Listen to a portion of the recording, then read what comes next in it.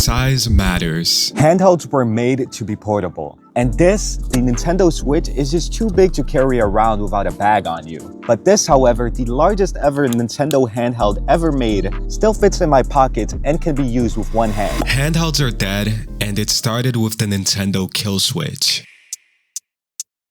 There's just something really special that every other handheld had that the Switch doesn't.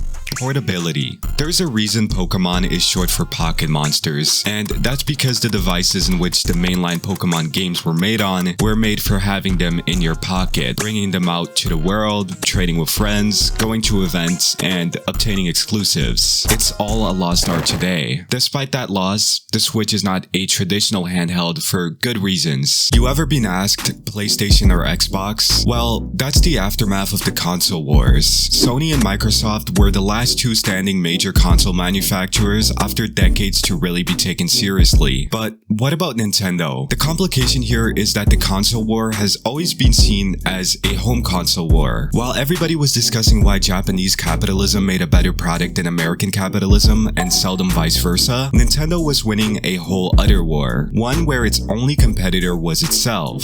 Handhelds. They weren't losing in the home console market because they weren't releasing anything though. Nintendo has an extensive history with gaming consoles, and in home consoles specifically, they were lacking since they had their more popular exclusives on their more popular consoles, which were the handhelds, and by no means could keep up with the hardware capacity of its competitors in the home console market to get even non-exclusive games to run in the same level of performance as they would on PlayStation or Xbox. Speaking of exclusives, PlayStation and Xbox don't really make those anymore. Home consoles started losing popularity as PC gaming found its rise, and nowadays there is no difference in having a home console and a computer. It's not like you can't use a controller with a computer. One is just more customizable and can do more than the other. For a lot of developers, making exclusives no longer paid off, so releasing on other consoles and on PC was the better choice. Exclusives were a way to drive console sales, which stopped being as effective over time. So while people were still arguing over whether Japanese capitalism or American capitalism led to the better product, they were focused on the wrong Japanese. It's okay though, we're focused now.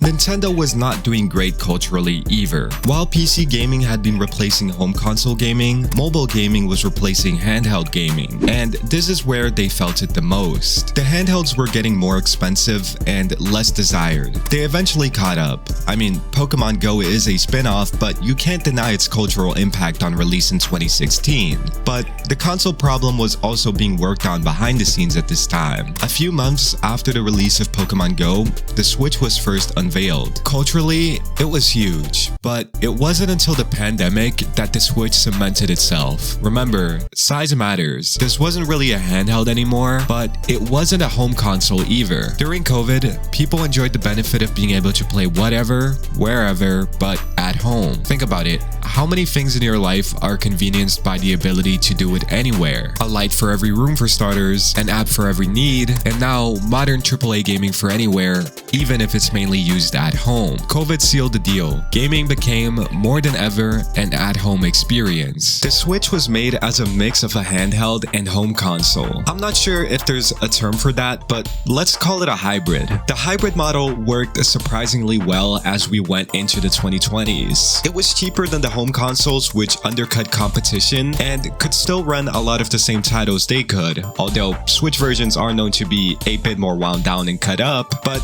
that didn't matter because the cheaper price is a valid sacrifice for the lesser specs. And for handheld users, the specs were actually an upgrade. Essentially, the negatives and positives met in the middle of both handheld and home console users, finally merging Nintendo's two console lines into one. The pandemic cemented the sacrifices as being worth it because for a couple of years, people weren't going outside to play games. And if they were going out, it'd probably be on a longer, more well thought out trip, which meant they would have the capacity to pack the Switch. And somehow it all worked out. But if there's one thing that both previous home and handheld Nintendo users lost with the Switch, It was shape. The Nintendo consoles of the past are recognized to be unique just like the Switch is, but the Switch's form is designed to be more compatible with already existing games of the past. Think about it, the Game Boy, DS, 3DS, the Wii, all of these consoles were designed with something unique about them. Be it the screens, controllers, features, the Switch has uniqueness, sure, but for convenience, not for creativity. So you don't get cool and quirky games anymore designed specifically for the Switch, and people still critique that, but ultimately, it's still more consumable. And who cares about the quirky games anyways? Mario, Zelda, Pokemon, Metroid, Kirby, I could go on, but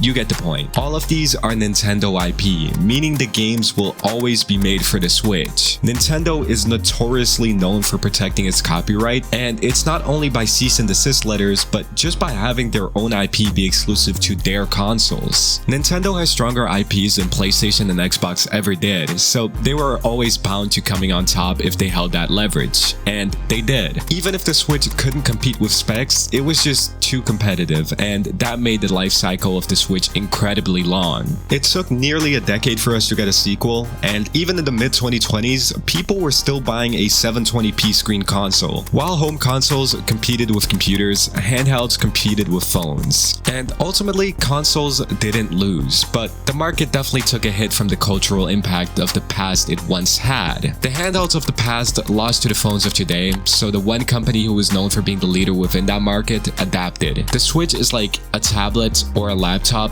exactly the middle ground equivalent of consoles which everyone needed. It was genius. And while these handhelds likely won't come back to the mainstream scene, they still have their own modding culture and occupy their own little, corner of the internet, as everything does. The fact that people aren't just buying them and using them as intended, but modifying them really shows that there is still a demand for this kind of stuff, and who knows, maybe in the future we'll get something again. Thanks for watching, consider liking if you made it this far, and remember, size matters.